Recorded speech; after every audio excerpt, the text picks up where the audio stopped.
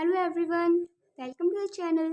Last video में हमने recruitment का जो चैप्टर स्टार्ट किया था उसके इंटरनल सोर्सेज कवर कर लिए थे। अब हम करेंगे एक्सटर्नल सोर्सेज कि हम लोगों को बाहर से रिक्रूट कर रहे हैं तो कौन कौन से मेथड हो सकते हैं उसके।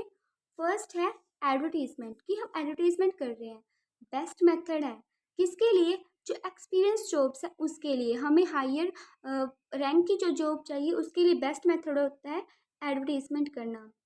हम लोकल या नेशनल प्रेस में इसके एडवर्टीजमेंट करवा सकते हैं, फिर प्रोफेशनल जो जर्नल्स होते हैं उसके अंदर।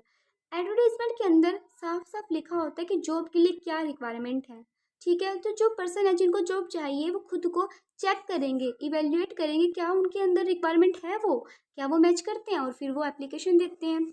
इससे क्या होता है कि बहुत ज़्यादा एप्लीकेशन मिल जाती है, क्योंकि बहुत ज़्यादा लोग न्यूज़पेपर में देखकर या फिर जर्नल्स में देखकर एडवर्टीजमेंट अप्लाई कर लेते हैं। ये अच्छा सोर्स है, एक्सटर्नल सोर्सेज है ये किसका? रिक्रूटमेंट का। सेकंड क्या है? एम्प्लॉयमेंट एक्सचेंज, यानी कि जो जॉब ढूंढने वाले हैं और जो जॉब देने वाले हैं उनके बीच में एक्सचेंज एक मीडिएटर का काम करती है। जो अनएम्प्लॉयड अनएम्प्लॉयड पर्सन होते हैं वो खुद को रजिस्टर कराते हैं इन एक्सचेंज में। उनकी लिस्ट होती है, उनके पास कॉन्टैक्ट नंबर होता है उनका सबके पास। अगर कहीं भी वैकेंसी होती है तो वो उनको नॉलेज दे देते हैं। ठीक है, चाहे वो क्वालिफाइड हो या अनस्किल्ड हो, सेमी स्किल्ड हो, ऑपरेटिव पोस्ट हो, सबकी नॉलेज होती है इन एक्सचेंज को। ये भी अच्छा मेथड है। थर्ड क्या है? अनसोलिसिटेड एप्लीकेंट्स, यानी कि ऐसे एप्लीकेंट्स जो बिना किसी एडवर्टीजमेंट को देखे ही अप्लाई कर रहे हैं। यानी कि उन्होंने क्या किया, जो जॉब ढूंढने वाले थे कंपनी की वेबसाइट पर गए, उन्होंने उनका कॉन्टैक्ट नंबर देखा कि किससे हम कॉन्टैक्ट कर सकते हैं, कौन सा पर्सन है जो कि रिज्यूमे लेता है, जो जिसका काम है लोगों को रिक्रूट करना, उनको उन्होंने अपना रिज्यूमे दे दिया। ठीक है, कंपनी को नीड नहीं थी, ना तो कंपनी को नीड थी, ना ही कंपनी ने किसी तरह की एडवर्टीजमेंट करी, उन्होंने खुद जाकर एडवर्टीजमेंट करी। ये होते हैं अनसोलिसिटेड एप्लीकेंट्स। जो पर्सनल डिपार्टमेंट होता है उनके पास इन सब का रिकॉर्ड होता है कि कहाँ कहाँ से हमारे पास एप्लीकेशंस आई, तो जो जिस जॉब के लिए सुटेबल होता है, जब जॉब खाली होती है हम उनको लगा सकते हैं। तो ये भी एक इफेक्टिव मेथड है हमारे रिक्रूटमेंट का। नेक्स्ट क्या है? Professional organisation. कुछ ऑर्गेनाइजेशन होती है जो सिर्फ इसीलिए काम करती हैं लोगों को लगाने के लिए, चाहे वो मिडिल लेवल हो या अपर लेवल हो। कंप्लीट बायोडाटा होता है उनके पास, कंपनी की डिटेल भी होती है और लोगों की डिटेल भी होती है। डाउट्स जो होते हैं कंपनी के, किसी एम्प्लॉयर से रिलेटेड या किसी पर्सन की कंपनी से रिगार्डिंग कोई डाउट है, ये दोनों को क्लियर करती है। फिफ्थ क्या है? Similar organisation. इसको हम कैसे समझेंगे कि जो हमारे कम्पिटिटिव फर्म्स हैं उनके पास भी तो जो एम्प्लॉयज़ काम करने वाले हैं हमारे जैसे मिलते जुलते ही है। सिमिलर ऑर्गेनाइजेशन यानी कि हमारे जैसे ही ऑर्गेनाइजेशन है, उसके अंदर जो काम करते हैं हमें भी वैसे लोगों की नीड होती है, तो हम उनको इन्फ्लुएंस कर सकते हैं, अट्रैक्ट कर सकते हैं अपने प्रॉफिट्स दिखाकर, बेनिफिट्स दिखाकर कि आप हमारी ऑर्गेनाइजेशन में आ जाओ। ये भी एक मेथड है। सिक्स क्या है? कैजुअल कॉलर्स, यानी कुछ पर्सन होते हैं जो कि मैनेजमेंट को कॉल करते रहते हैं ऐसे ही, बोला नहीं है किसी ने कि नीड है या नहीं, लेकिन उन्हें पता है कि मैनेजमेंट के पास राइट है लगाने का, तो वो उनको कैजुअली कॉल करते रहते हैं शॉर्ट टाइम जॉब के लिए।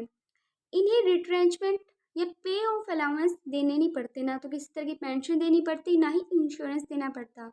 यानी कि एक तरह से कहें तो फ्रिंज बेनिफिट्स इन्हें नहीं देने पड़ते जो कैजुअल कॉलर्स होते, क्योंकि इन्होंने खुद कॉल करी, हमने कहा नहीं था। शॉर्ट टाइम के लिए हम इनको लगा सकते हैं। इकोनॉमिकल यानी कॉस्ट कम बढ़ती है इस मेथड की। टीचर्स जो होते हैं गवर्नमेंट स्कूल्स में, इसका अच्छा एग्जाम्पल है, वो जो रिक्रूट होते हैं कुछ टाइम के लिए होते हैं। ठीक है, परमानेंट से अलग जो टीचर होते हैं, अगर चला जाए कोई टीचर तो हम कुछ टाइम के लिए लेकर आते हैं गवर्नमेंट स्कूल्स में। ये उनका एग्जाम्पल है कैजुअल कॉलर्स का, कुछ टाइम के लिए जो लगे हैं। सेवन्थ क्या? Labour contractors. जो लेबर यूनियंस बनी हुई है, जो कॉन्ट्रैक्टर है उनके पास नॉलेज होती है कि कौन सा पर्सन तो अनएम्प्लॉयड है, किसके पास काम नहीं है।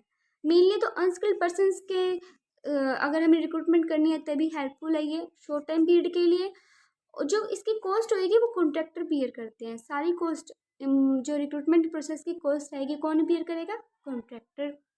एट पॉइंट क्या है? Trade unions. ट्रेड यूनियंस के पास भी नॉलेज होती है, हम वहाँ से ले सकते हैं। नाइन्थ क्या है? Gate recruitment. गेट रिक्रूटमेंट का मतलब क्या होता है? मेनली तो ये होता है अनस्किल्ड पर्सनस के लिए। इसमें क्या होता है कि कंपनी के गेट के बाहर एक नोटिस लगा दिया जाता है कि कोई भी खाली पोस्ट होती है उसका, कि हमारे पास ये पोस्ट खाली है। इसको हम बदली वर्कर्स भी कहते हैं। जो इस मेथड से एम्प्लॉयज़ लगाए जाएंगे उनको हम क्या बोलते हैं, बदली वर्कर्स। मेनली अनस्किल्ड, यानी कि जो ज़्यादा स्किल का काम नहीं होता, उन वर्कर्स की रिक्रूटमेंट के लिए हम इस मेथड को अडोप्ट करते हैं। इन बदली वर्कर्स में से जो भी एफिशिएंट होते हैं उनको हम परमानेंट के तौर पर लगा सकते हैं। इसे डायरेक्ट रिक्रूटमेंट का मेथड भी बोलते हैं। नेक्स्ट मेथड क्या हो सकते हैं एक्सटर्नल रिक्रूटमेंट के, कैंपस रिक्रूटमेंट।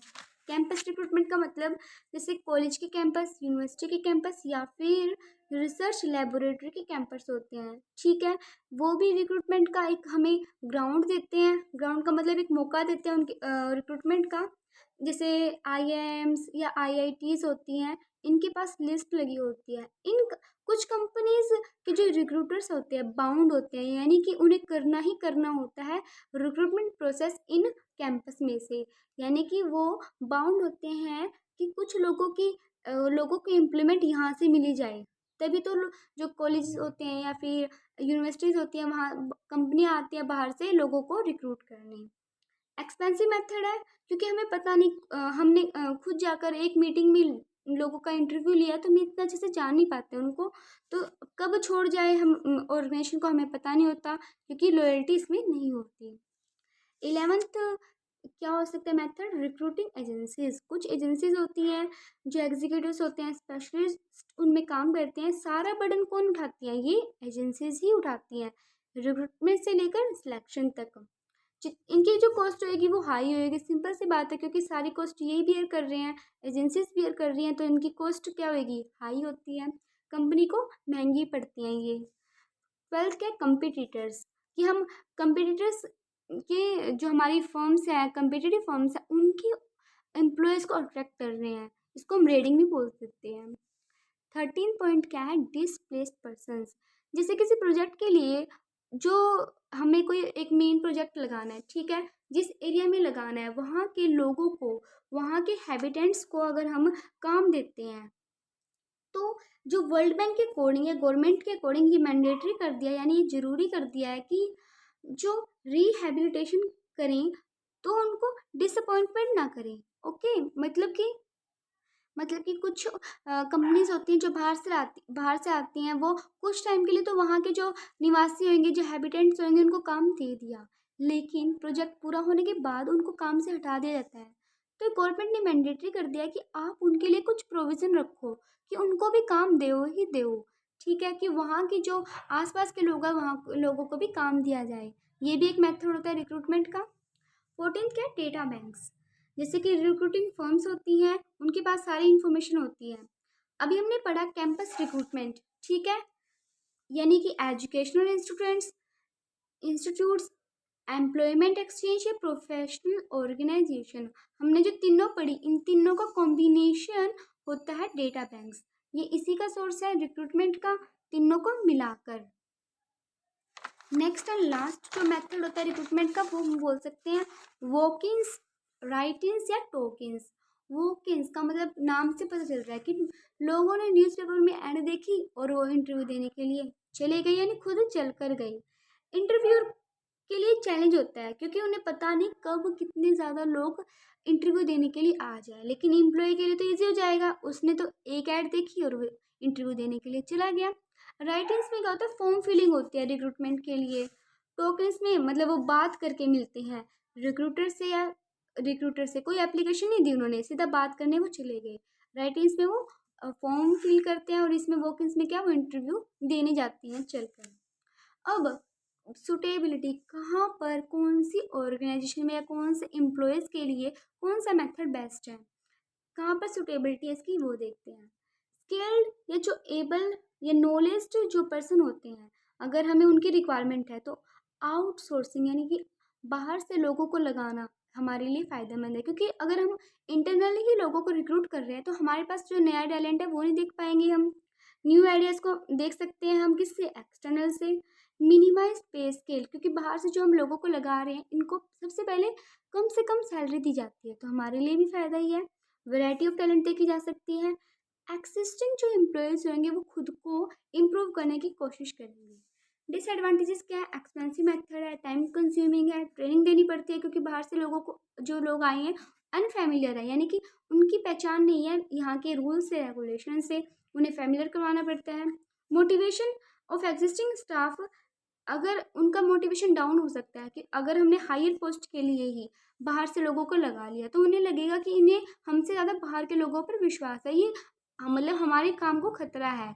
तो ये भी एक डिसएडवांटेज हो सकती है एक्सटर्नल रिक्रूटमेंट की। हमने जो रिक्रूटमेंट का जो चैप्टर था वो अच्छे से कवर कर लिया, होप कि समझ आया होगा। अगर कुछ भी डाउट है तो आप पूछ सकते हो। वीडियो को देखने के लिए थैंक यू।